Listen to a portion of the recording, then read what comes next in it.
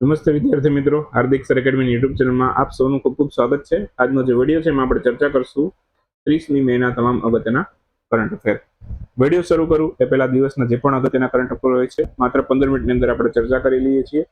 આ video GPSC, PSI, constable, CC અથવા તો બેન્કિંગ, રેલવેની કોઈ પણ પરીક્ષા હોય એમાં તમને ઉપયોગી બનશે. વિડીયોની પીડીએફ જોઈતી હોય, ઓકે, ટેસ્ટ સિરીઝ એટેન્ડ કરવી કરંટ અફેરની, જેમાં તમને સારું એવું રિવિઝન થઈ જશે, તો તમે આપણી આ હેલ્પલાઇન નંબર છે વોટ્સએપનો, એમાં મેસેજ કરશો તો પણ આપણી એન્ડ્રોઇડ એપ્લિકેશનની લિંક મળી જશે, જેમાં તમે આપણા પેઇડ કોર્સિસ છે એક્સેસ કરી શકો છો. આ હાર્દિક સર એકેડમી નામ લખી પ્લે સ્ટોરમાં ડાયરેક્ટલી સર્ચ કરશો તો પણ તમને મળી જશે. ઓકે, અને બાકી તમે વિડીયોના ડિસ્ક્રિપ્શનની અંદર પણ એક લિંક મળી જશે, જેમાંથી તમે આપણી એપ છે બરાબર એને ડાઉનલોડ કરી શકો છો. ક્લિયર? શરૂ કરીએ આજના 30 મેના કરંટ અફેર. સૌથી પહેલો ક્વેશ્ચન આજના વિડીયોમાં. હાલમાં જ ભારતના પ્રધાનમંત્રી નરેન્દ્રભાઈ મોદીએ મે 2026 દરમિયાન કયા દેશના સર્વોચ્ચ નાગરિક સન્માનથી એમને સન્માનિત કરવામાં આવ્યું છે? તો નોર્વેનો પણ સર્વોચ્ચ નાગરિક સન્માન એમને આપ્યો હતો અને સ્વીડનનો પણ આપ્યો હતો. હમણાં આ બધા દેશોની મુલાકાતે ગયા હતા, બરાબર?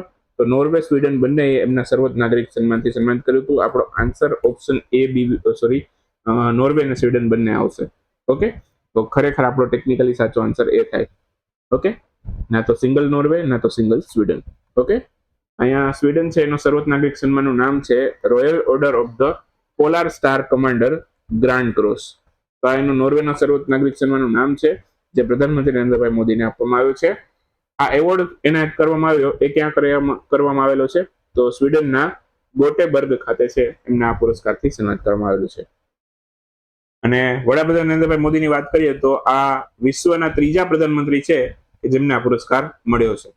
ઓકે, તો સારી અચીવમેન્ટ કહેવાય. ઓકે, એક દ્રષ્ટિએ જોઈએ તો કે ગ્લોબલ લેવલના મોસ્ટલી સારામાં સારા સર્વોચ્ચ નાગરિક સન્માનો છે સૌથી વધારે આપણા પીએમને મળેલા છે. ક્લિયર? બીજી વાત કરીએ તો સ્વીડન છે એની કરન્સી છે એ ક્રોન છે. ઓકે, અને ત્યાંના જે અત્યારે પ્રધાનમંત્રી છે એમનું નામ છે ઉલ્ફ ક્રિસ્ટરસન. ઓકે, તો એમને પણ યાદ રાખી લેજો. એ સિવાયની વાત કરીએ તો આ ઉપરાંત નોર્વે છે, નોર્વેની વિઝિટ દરમિયાન એમને પણ ત્યાંના સર્વોચ્ચ નાગરિક સન્માન છે નોર્વેનો એ આપવામાં આવે છે the Norwegian order of merit. Okay, તો નોર્વેજિયન ઓર્ડર ઓફ મેરિટ આ નોર્વેનો સર્વોચ્ચ નાગરિક સન્માન છે. આપણો સર્વોચ્ચ નાગરિક સન્માનનું નામ છે ભારત રત્ન. ઓકે, તો એ પણ યાદ રાખી લેજો. અને નોર્વેના જે પ્રધાનમંત્રી છે, ઓકે, એ ગહર સ્ટોર છે, જોનાસ ગહર સ્ટોર. ઓકે, તો એમને પણ યાદ રાખી લેજો. તો આ બે દેશોના સર્વોચ્ચ નાગરિક સન્માન મળ્યા છે, સ્વીડન અને નોર્વે. બંનેના નામ તમારી સામે છે. ઓર્ડરના પુરસ્કારના નામ પણ યાદ રાખવા જરૂરી છે. ઓકે, નોર્વેની વાત કરીએ, રાજધાની ત્યાંની ઓસ્લો છે. ઓકે, અને હમણાં જ નોર્વેની રાજધાની ઓસ્લો ખાતે ભારત નોર્ડિક શિખર સંમેલનનું આયોજન થયું હતું. ઇન્ડિયા નોર્ડિક સમિટ થઈ હતી. ત્યારે થઈ હતી 19મી મે. તો એને પણ યાદ રાખી લેજો. ઓકે, તો આ નોર્ડિક દેશોના અંદર ટોટલ કેટલા કન્ટ્રી આવે છે?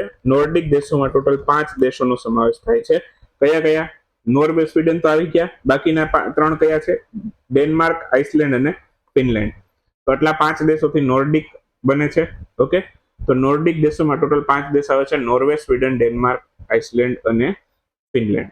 ઓકે, તો નોર્વેની રાજધાની ઓસ્લો આપણે યાદ રાખી લીધી, સ્વીડનની સ્ટોકહોમ યાદ રાખી લેજો, ડેનમાર્કની કોપનહેગન છે, આઇસલેન્ડની રિકજેવિક છે અને ફિનલેન્ડની હેલ્સિંકી છે. 5 નોર્ડિક કન્ટ્રીની રાજધાની યાદ રાખી લેજો, આમાંથી પણ પૂછી શકે તમને. બાકી યુએમાં પણ ગયા હતા. સ્ટ્રેટેજિક પેટ્રોલિયમ રિઝર્વ માટે આપણે ભારત અને યુએ બંને વચ્ચે કરાર થયા છે. ત્યાંના જે પ્રમુખ છે યુએના મોહમ્મદ બિન જાયદ અલ નાહિયાન. ઓકે, તો ત્યાંના વડા છે. ઓકે, અને એમની સાથે આપણે સ્ટ્રેટેજિક પેટ્રોલિયમ રિઝર્વ માટે કરાર કર્યા છે. અને એના માટે યુએની કઈ કંપની સાથે કરાર થયા છે? એડીએનઓસી નામની કંપની છે. ઓકે, એડનોક નામની કંપની, એની સાથે આપણે આ કરાર કરેલા છે. અને આ ઓઇલ રિઝર્વ જે યુએ સ્ટોર કરવાનું છે ભારતમાં, એ કઈ જગ્યાએ કરશે? તો ક્રૂડ ઓઇલના સ્ટોરેજ માટે અને શિપિંગ કનેક્ટિવિટી માટે આપણા ગુજરાતના પાદરા, જે વડોદરા નજીક આવેલું છે, ત્યાં યુએ ખૂબ મોટું જંગી ઇન્વેસ્ટમેન્ટ કરવાનું છે. તો કયા સ્થળે કરવાનું છે એવી ચર્ચા નહોતી થઈ. આપણે યુએ ખાલી ઓઇલ રિઝર્વ ભારતમાં ખોલશે એવી વાત થઈ હતી. પણ કઈ સ્થળે ખોલશે અને ક્યાં ખોલશે એવી વાત નથી થઈ. તો વડોદરા નજીક પાદરા ખાતે છે એ ખોલવાનું છે, ગુજરાતમાં ખોલવાનું છે. તો એ પણ અગત્યનો પોઈન્ટ છે, એટલા માટે રિવિઝન કરાવું છું. વિશ્વ સ્વાસ્થ્ય સભા વર્લ્ડ હેલ્થ સમિટ એ કયા દેશમાં યોજાય છે? દર વખતે સ્વિટ્ઝરલેન્ડના જેનીવામાં જ થાય છે. તો ઓપ્શન ડી આપણો આન્સર થશે. જ્યારે પણ વર્લ્ડ હેલ્થ સમિટનો ક્વેશ્ચન પૂછે, સ્વિટ્ઝરલેન્ડના જેનીવાની અંદર જ એનું આયોજન થાય છે. હા, કેટલામાં નંબર નીચે પૂછી શકે છે, તમને આવા ક્વેશ્ચન પૂછી શકે સમિટ કેટલામાં નંબર, કેમ કે આ ઇન્ટરનેશનલ લેવલની મોટી સમિટ છે. તો 79મો ક્રમ છે એનો. ઓકે, અને આની થીમ રાખી છે શેપિંગ ગ્લોબલ હેલ્થ, વૈશ્વિક સ્વાસ્થ્યને નવું રૂપ આપવું છે, શેપિંગ ગ્લોબલ હેલ્થ. ઓકે, બાકી અત્યારે આના 79મી જે સ્વાસ્થ્ય સભા છે એના અધ્યક્ષ ડોમિનિકન રિપબ્લિકના સ્વાસ્થ્ય મંત્રી જે છે વિક્ટર અતાલ્લા. ઓકે, તો એમની અહીંયા અધ્યક્ષ તરીકે નિયુક્તિ કરવામાં આવી છે. અને નેપાળ આનો ઉપાધ્યક્ષ બન્યો છે આ વર્ષે આ વર્લ્ડ હેલ્થ સમિટ માટે. નેપાળના પ્રધાનમંત્રીની વાત કરીએ તો બાલચંદ્ર શાહ છે. ઓકે, તેમને પણ યાદ રાખીશું. ઓકે, ભારત તરફથી પ્રતિનિધિત્વ કોણે કર્યું? આપણા સ્વાસ્થ્ય મંત્રી છે જેપી નડ્ડા, એમણે ભારત તરફથી પ્રતિનિધિત્વ કર્યું છે. અને અગાઉ ભારતે છે વર્લ્ડ હેલ્થ સમિટ પણ ભારતમાં ઓર્ગેનાઇઝ કરી છે. ભારતમાં કયા વર્ષે થઈ હતી વર્લ્ડ હેલ્થ સમિટ? તો કે 2015માં. ઓકે, તો એમાં ભારત અધ્યક્ષ પણ રહી ચૂક્યું છે. બાકી WHO સહયોગથી આપણે ટ્રેડિશનલ મેડિસિન પર એક સૌથી પહેલું વૈશ્વિક સંમેલન છે એ પણ ભારતમાં નવી દિલ્હી ખાતે કરી લીધું છે આપણે. ઓકે, તો પારંપરિક ચિકિત્સા સંમેલન કહેવાય છે. ઓકે, તો એ નવી દિલ્હી ખાતે યોજાયું હતું WHO ના સહયોગથી. ઓકે, બાકી વિશ્વ સ્વાસ્થ્ય સભા એ WHO ની સર્વોચ્ચ નિર્ણય લેનારી સંસ્થા છે, જેની દર વર્ષની જે વર્લ્ડ હેલ્થ સમિટ છે એ દર વખતે સ્વિટ્ઝરલેન્ડના જેનીવામાં થાય છે. વર્લ્ડ હંગર ડે ક્યારે ઉજવાયેલો છે? 28 મે. 2 દિવસ પહેલા હતો વર્લ્ડ હંગર ડે. 28 મેના રોજ ઉજવવામાં આવેલો છે. ઓપ્શન બી આપણો જવાબ બનશે. હાલમાં જ છે વર્લ્ડ હંગર ડે, વિશ્વ ભૂખ દિવસ છે. ઓકે, એ 28 મે ઉજવાયેલો છે. 28 મે 2026 આ વખતે પણ ઉજવવામાં આવેલો છે.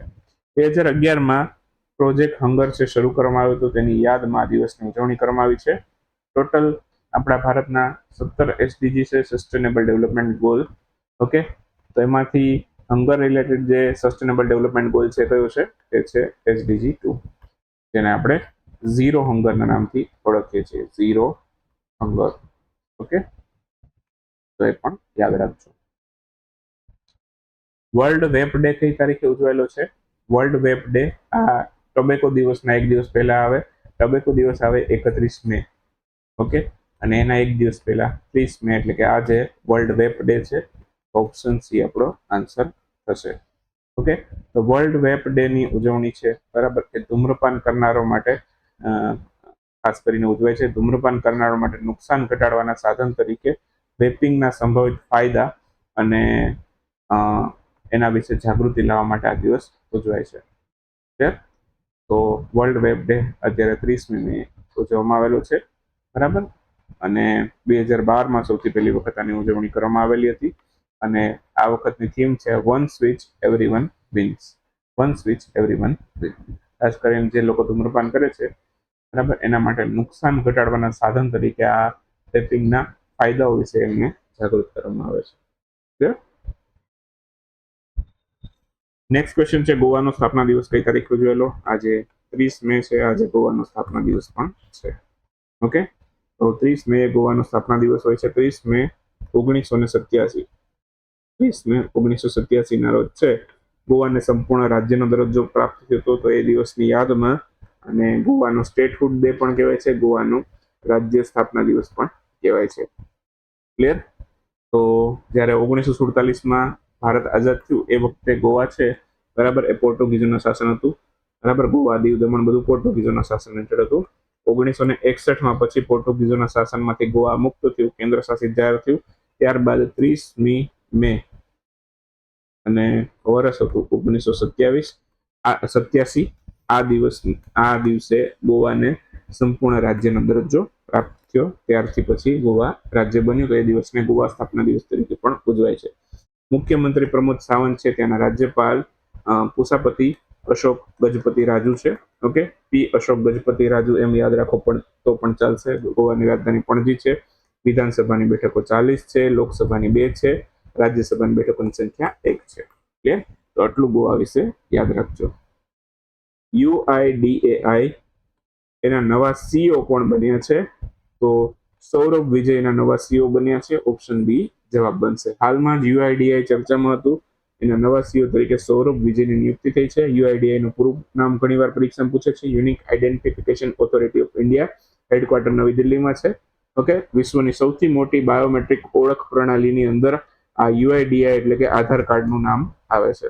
આધાર અધિનિયમ 2016 હેઠળ છે UIDAI ને એક વૈધાનિક સંસ્થાનો પણ દરજ્જો મળ્યો. ક્યારે મળ્યો UIDAI ને વૈધાનિક સંસ્થાનો દરજ્જો? 2016માં. સ્થાપના ક્યારે થઈ હતી? 2009માં. જે અહીંયા લખ્યું નથી પણ તમને ખબર હોવી જોઈએ. 2009માં UIDAI ની શરૂઆત થઈ હતી. એ વખતે એક સંસ્થા તરીકે આવ્યું હતું કોંગ્રેસ સરકારના વખતમાં. ત્યાર પછી 2016માં આને એક વૈધાનિક સંસ્થાનો દરજ્જો મળી ગયો કાયદા હેઠળ. ઓકે, હમણાં એને શુભંકર પણ પોતાનું લોન્ચ કર્યું જેનું નામ રાખ્યું હતું ઉદય. ઓકે, ટોટલ કેટલા અંકો હોય UID નંબરની અંદર, આધાર કાર્ડ નંબરમાં? તો 12 આંકડા હોય. એ પણ આપણે યાદ રાખવાના છે. બાકી આ તો તમે ગણી શકો. પુટ્ટુસ્વામી કેસ છે. ઓકે, એના ચુકાદા રૂપે આ થોડુંક એક જીકેની દ્રષ્ટિએ યાદ રાખજો. Right to privacy. Okay, Puttaswamy કેસનો ચુકાદામાં સુપ્રીમ કોર્ટે એવું જણાવ્યું હતું કે રાઇટ ટુ પ્રાઇવસી છે એને બંધારણના અનુચ્છેદ 21 હેઠળ છે એક મૂળભૂત અધિકાર જાહેર કરવો. ઓકે, તો પુટ્ટુસ્વામી કેસ હેઠળ રાઇટ ટુ પ્રાઇવસી મૂળભૂત અધિકાર બન્યો. તો કયા કેસ હેઠળ બન્યો તો રાઇટ ટુ પ્રાઇવસી મૂળભૂત અધિકાર? તો કે પુટ્ટુસ્વામી કેસના ચુકાદા હેઠળ બન્યું હતું. ઓકે, આ ઉપરાંત બીજી એક સમિતિની વાત કરી દઉં તમને. લોકસભાના સ્પીકર જે છે ઓમ બિરલા, એમના દ્વારા મહિલા સશક્તિકરણ સમિતિના ગઠન માટે એક જોઈન્ટ પાર્લામેન્ટરી કમિટીની રચના કરાઈ. આ જોઈન્ટ પાર્લામેન્ટરી કમિટીના અધ્યક્ષ જે છે ડોક્ટર દગ્ગુબાતી પુરેન્દેશ્વરીની એમની નિમણૂક કરવામાં આવેલી છે. આ જોઈન્ટ પાર્લામેન્ટરી કમિટી જે છે એમાં ટોટલ 30 સભ્યો હોય. એમાં 20 સભ્યો લોકસભાના હોય અને 10 રાજ્યસભાના હોય. એ પણ યાદ રાખજો. એના પછી નેક્સ્ટ વાત કરીએ ટોરેન્ટો ફિલ્મ ફેસ્ટિવલ આ કયા સ્થળે ઉજવાયેલો છે? તો ટોરેન્ટો ફિલ્મ ફેસ્ટિવલ કેનેડામાં ઉજવાયેલો છે. આન્સર આવશે કેનેડા.